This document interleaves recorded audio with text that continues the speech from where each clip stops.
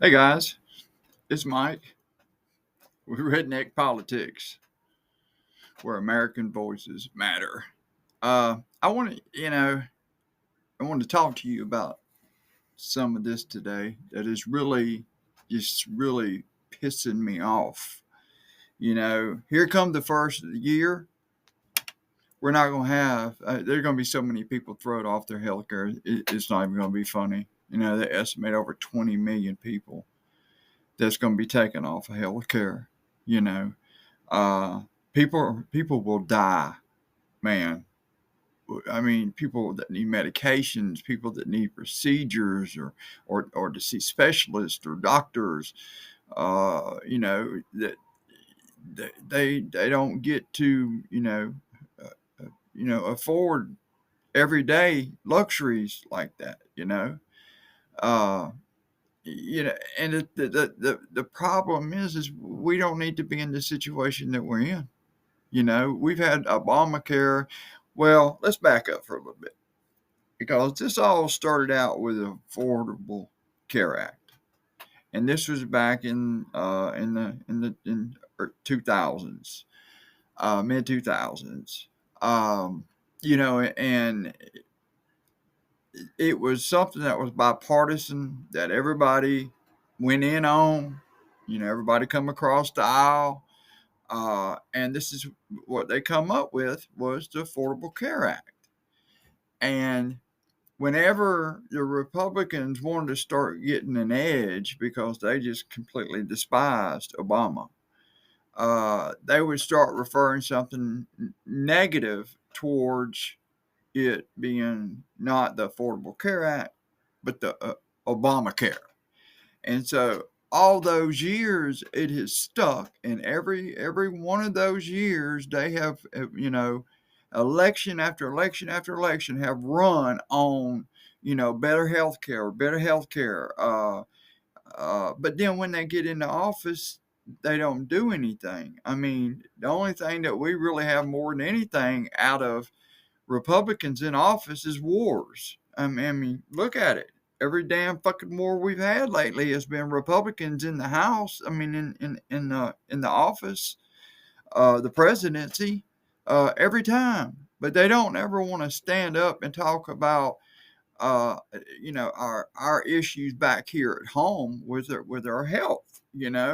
But and every time they campaign, they keep throwing the same thing up over and over and over. We need better health care, but then they never want to come to the table for anything. I think one of Trump's most favorite words was, "We have a concept of a plan." And I believe that there were actually people who literally took him serious, really thought that he did. Um, I know a lot of the reasons that was Trump was put in back in the White House. I know there was a lot of people that had seen enough Trump in the first term to really not want him back. But the other option you didn't know about because you didn't even know anything about this person or something, and maybe you were hesitant in there, and so you just went the other direction because that was the for sure direction. How much harm could Trump do, right? Well, we're all starting to find out right now how much harm is getting done. Everybody's, healthcare is fixing to be messed up. Uh, he passed a $1 trillion tax for the rich, but he had to cut that $1 trillion somewhere else. And where he did was he cut it out of Medicaid, and he cut it out of SNAP benefits and stuff. That's where that money has come from to give these rich folks this tax break. Man, that's just that's a fucking real insult. It's a major insult because these rich folks, yeah, they paid for your fucking campaign, but it was the poor folk that put your ass in office, and you can bet this, they will be the one to take you fucking out. And that's where it's coming. It is coming. There's still 3 years left, and I'm kind of worried about those 3 years. But what worries me more than anything right now is this A&I thing coming up, because we don't know how it's going to go and nobody's looking at it. But I don't want to go there. I want to go back to this health thing, because right now they could have extended this ACAs and for another year, for another 2 years, just to extend it to say, okay, well, that'll give us some time to talk about it, and get things together, and maybe we can have something, worked out by then. No, they're not even doing that. Republicans are saying, fuck no, we're not doing it. But not all Republicans. It's the MAGAs, the ones that are sitting there saying no. It's the people like Mike Johnson, who refuses to put anything on the fucking floor because he is doing what Trump is telling him to fucking do, and Trump does not want that done right now. Trump does not give a fuck about anybody. He hears this shit all the time about people. He's been hearing about it ever since the big beautiful bills come up. Ever since he's heard about it, he knew there was going to be these cuts, and where these cuts are going to come from when it was done. But yeah, see, he won't stand up on the campaign trail and tell everybody, oh, something completely fucking different. Now he's trying to convince everybody that the guy that everything is fine, cost of living's fine, inflation's fine. It's all motherfucking fine to hear him tell it. But the thing of it is, see, Donald Trump don't do without. He's never done without. He don't know what it's like to go get a fucking second job because maybe you got a light bill that's costing you more money than the money you got coming in. So now you got to do it to keep the lights on for the family. See, he don't understand that kind of shit, man. But the premiums are fixing to just quadruple in some places, triple in other places. People aren't going to be able to afford it, and that's one of our biggest things here in this country is, everything goes up. That's just the way the world rocks, But what's not been going up is wages. These wages have been so fucking stale ever since I was a kid, man. I mean, when I was a kid, it was $3 and $4 an hour, and then it got up to $7, and that's where it has fucking stayed. Man, these people out here can't make them no damn living on minimum wage at $7 an hour. Are you kidding me? Y'all have got to come up with something different to get these people to where they can afford to live a life, to be able to have things just like everybody else does.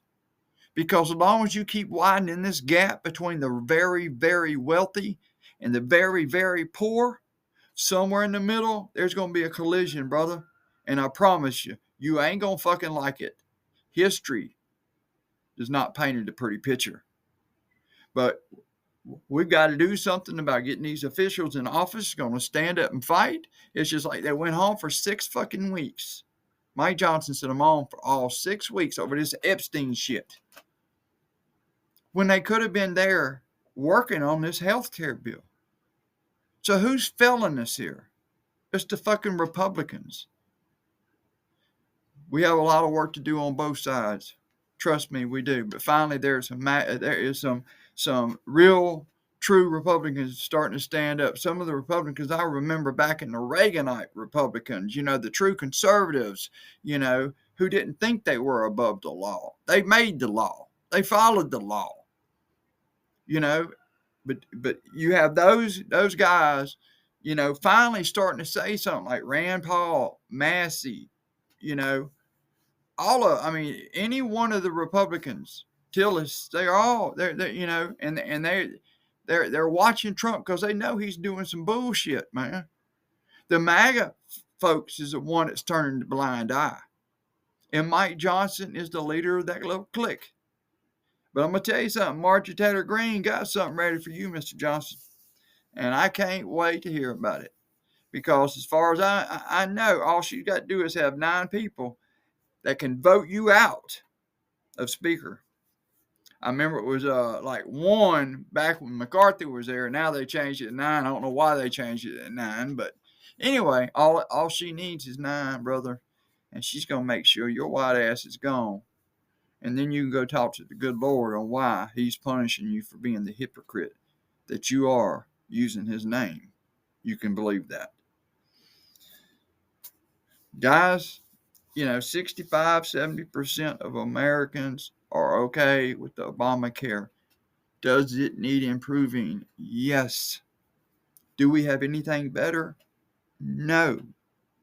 But right now, that's all we got. And we need fighters in Congress that are going to say, hey, let's change this. We're here to do our job, not enrich yourself, not doing this shoddy ass fucking under the table, you finding out about damn stocks and bonds and inside you doing all this inside trading because you got all the secrets and you make yourself vastly rich over those things.